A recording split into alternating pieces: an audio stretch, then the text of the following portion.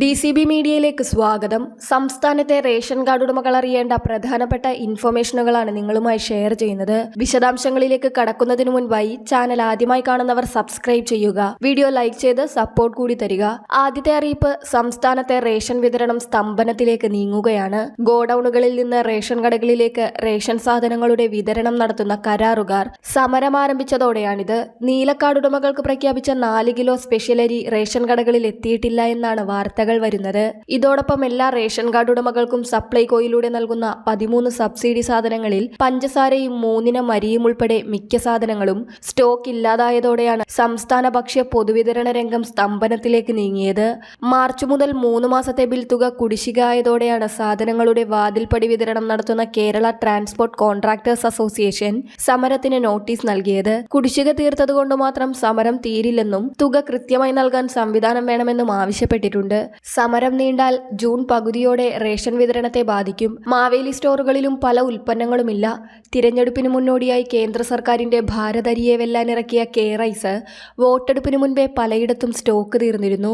കേന്ദ്ര സർക്കാരിന്റെ ഭാരത് അരി വിതരണവും ചില മേഖലകളിൽ മാത്രമായി ഒതുങ്ങി. സബ്സിഡി സാധനങ്ങളുടെ വില സപ്ലൈകോ ഫെബ്രുവരിയിൽ കൂട്ടിയ ശേഷവും വിതരണക്കാർക്ക് 650 കോടിയോളം രൂപ കുടിശ്ശികയാണ്. ഇതിൽ നല്ലൊരു ഭാഗമെങ്കിലും കൊടുത്തു തീർത്താൽ മാത്രമേ സബ്സിഡി സാധനങ്ങൾ കാര്യമായി റേഷൻ കാർഡ് ഉടമകൾക്ക് ലഭിക്കുകയുള്ളൂ. കരാറുകാരുടെ സമരം അവസാനിപ്പിക്കാൻ സർക്കാർ ഭാഗത്തു നിന്നും ശ്രമങ്ങൾ ആരംഭിച്ചിട്ടുണ്ട്.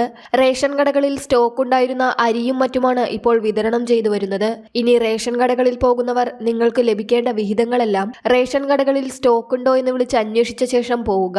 അല്ലെങ്കിൽ നിങ്ങൾക്ക് റേഷൻ കിട്ടാതെ മടങ്ങി വരേണ്ടി വരികയോ കുറച്ച് വിഹിതങ്ങൾ മാത്രം വാങ്ങി തിരികെ വരേണ്ടി വരികയോ ചെയ്യും. അതിനിടെ മണ്ണെണ്ണ സ്റ്റോക്ക് ഏറ്റെടുക്കുന്നില്ലെന്ന് റേഷൻ വ്യാപാരികളിൽ ഭൂരിഭാഗവും പ്രഖ്യാപിച്ചിരിക്കെ കഴിഞ്ഞ തവണത്തെ പോലെ ജൂണിൽ അവസാനിക്കുന്ന ത്രൈമാസത്തിലെ മണ്ണെണ്ണ വിതരണം ഇന്നു മുതൽ തുടങ്ങുമെന്ന് ഭക്ഷ്യവകുപ്പിന്റെ അറിയിപ്പുണ്ട്. മഞ്ഞ കാർഡിന് 1 ലിറ്ററും പിങ്ക് കാർഡിന് 1/2 ലിറ്ററും മണ്ണെണ്ണയാണ് നൽകുക. സ്റ്റോക്ക് എടുക്കാത്തത് കാരണം വിതരണം നടത്താനാകില്ലെന്ന് വ്യാപാരി സംഘടനകൾ മുൻകൂട്ടി സർക്കാരിനെ അറിയിച്ചിരുന്നു. മുൻ ത്രൈമാസത്തിലെ ശേഷിക്കുന്ന മണ്ണെണ്ണ അർഹതയുള്ള എല്ലാവർക്കും നൽകാൻ തികയാത്തതിനാൽ വിതരണം ചെയ്യാൻ കഴിയില്ലെന്നും ഇവർ അറിയിച്ചു. ഫലത്തിൽ മണ്ണെണ്ണ വാങ്ങാനെത്തുന്നവർ നിരാശരായി മടങ്ങേണ്ടി വരും. അതേസമയം മണ്ണെണ്ണ വിഹിതം വെട്ടിക്കുറച്ച സാഹചര്യത്തിൽ റേഷൻ കടകൾ വഴി 6 മാസത്തിലൊരിക്കൽ മണ്ണെണ്ണ വിതരണം ചെയ്യാൻ അനുവദിക്കണമെന്നഭ്യർത്ഥിച്ച് കേരളം കേന്ദ്ര പെട്രോളിയം മന്ത്രാലയത്തിന് കത്ത് നൽകിയിട്ടുണ്ട്. നിലവിൽ 3 മാസത്തിലൊരിക്കൽ എന്ന രീതിയിൽ വർഷത്തിൽ 4 തവണയാണ് കേന്ദ്രം റേഷൻ മണ്ണെണ്ണ വിഹിതം അനുവദിക്കുന്നത്.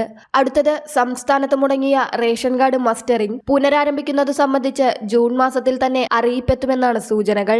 കേന്ദ്രമന്ത്രിസഭ അധികാരമേറ്റ് കഴിഞ്ഞ് അധികം താമസിയാതെ തന്നെ മസ്റ്ററിംഗ് പുനരാരംഭിക്കുന്നത് സംബന്ധിച്ച് കേന്ദ്ര സംസ്ഥാന ഭക്ഷ്യ പൊതുവിതരണ വകുപ്പുകൾ തമ്മിൽ ധാരണയിലെത്തും. അതിനുശേഷമായിരിക്കും റേഷൻ കാർഡ് KYC അപ്ഡേഷൻ നടത്തുന്നതിനുള്ള തീയതികൾ പ്രഖ്യാപിക്കുക. വളരെ പ്രധാനപ്പെട്ട ഈ ഇൻഫർമേഷൻ മറ്റുള്ളവർക്കും ഷെയർ ചെയ്യുക. മറ്റൊരു വീഡിയോയുമായി വീണ്ടും കാണാം.